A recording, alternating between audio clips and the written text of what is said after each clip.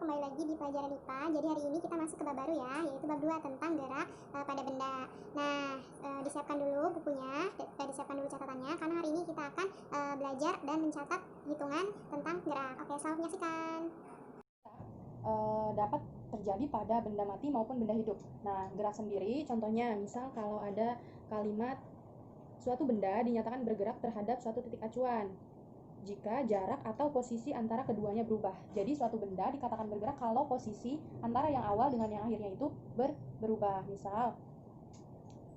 Misal kalau ada mobil bergerak dari Rajeg menuju ke Pasar Kemis, artinya ada perpindahan ya dari Rajeg ke Pasar Kemis dan mobil itu mengalami gerak seperti itu. Nah, gerak ini sifatnya relatif, jadi bisa terbalik ya, dari Rajeg ke Pasar Kemis atau dari Pasar Kemis ke Rajeg seperti itu. Nah, untuk gerak sendiri dia punya beberapa jenis, ada menurut keadaan benda, terus menurut bentuk lintasan. Nah, untuk keadaan bendanya, jadi ada yang disebut dengan gerak nyata dan ada juga yang disebut dengan gerak semu. Nah, gerak nyata itu berarti bendanya benar-benar bergerak. Misal, kalau ada pulpen ini, ibu gerakan dia ke sebelah sini. Nah, artinya benar kalau si pulpen ini bergerak ya. Nah, sedangkan untuk gerak semu, contohnya kita naik mobil ya, kemudian kita bergerak dari titik rumah menuju ke sekolah.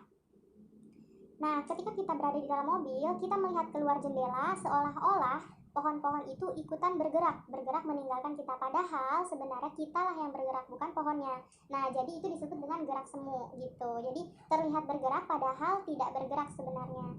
Kita yang bergerak, bukan pohonnya yang bergerak.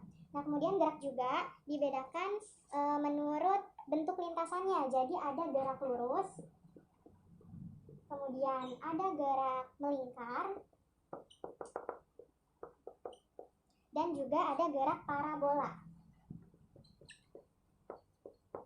Ya. Nah, gerak lurus ini dibagi menjadi dua. Ada gerak lurus beraturan dan ada gerak lurus berubah beraturan. Nah, gerak lurus beraturan itu sifatnya konstan ya. Jadi kalau misal kalian naik motor, kalian menggunakan kecepatan 40 km per jam, berarti dari titik pertama sampai terakhir itu kecepatannya tetap di 40 km per jam.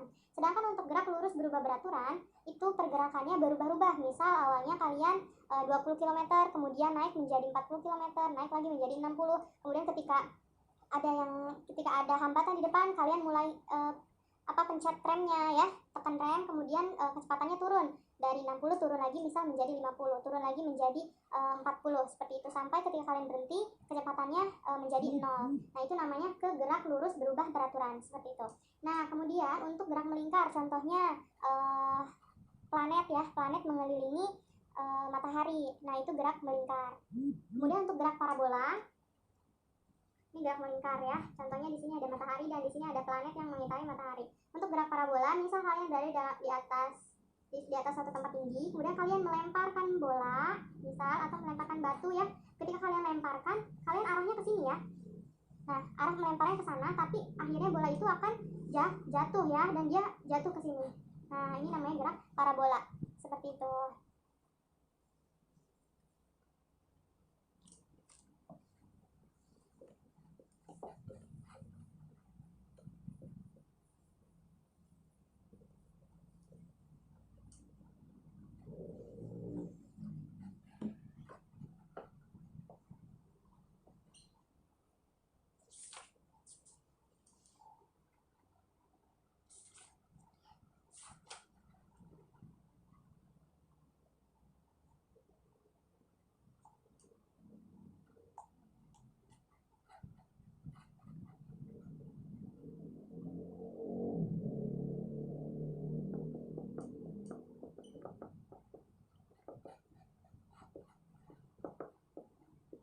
Nah, di materi gerak ada yang namanya gerak lurus beraturan ya.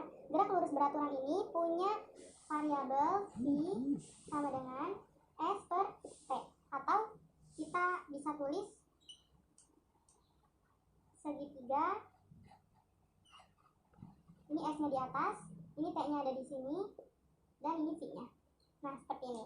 S adalah jarak, di mana satuannya adalah meter. Kemudian V adalah kecepatan atau kelajuan, satuannya meter per sekon.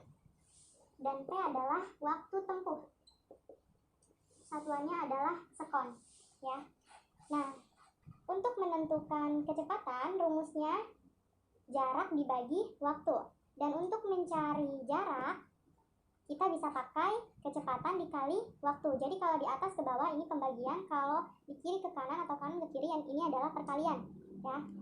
Contohnya,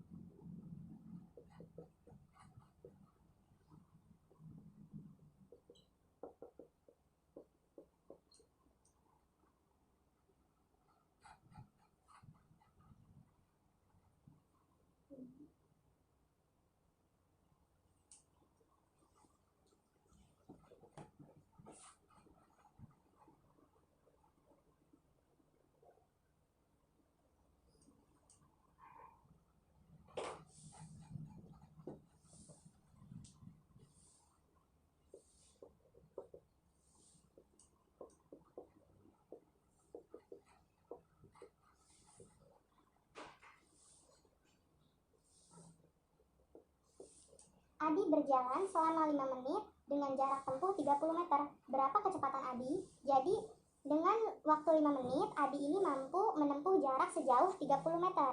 Nah, yang ditanya adalah berapa kira-kira kecepatan yang Adi miliki? Maka kecepatan, maka kita tulis pertama diketahui. Yang diketahui apa? 5 menit. Menit adalah waktu, ya. T, waktu. Waktunya adalah 5 menit. Nah, kita lihat di sini waktunya, satuannya adalah sekon, maka kita rubah dulu. Dari menit ke sekon, 5 dikali 60 detik. Ya, sekon adalah detik. Jadi 5 dikali 60 yaitu 300 sekon. Oke. Nah, selanjutnya apalagi yang diketahui? 30 meter. 30 meter adalah jarak. S sama dengan 30 meter. Yang ditanya adalah berapa kecepatan Adi? Berarti V. Yang ditanya adalah V-nya. Maka V sama dengan S per T. S-nya adalah 30 dan T-nya adalah 300. S-nya adalah 30 meter dan ini 300 sekon. 30 dibagi 300.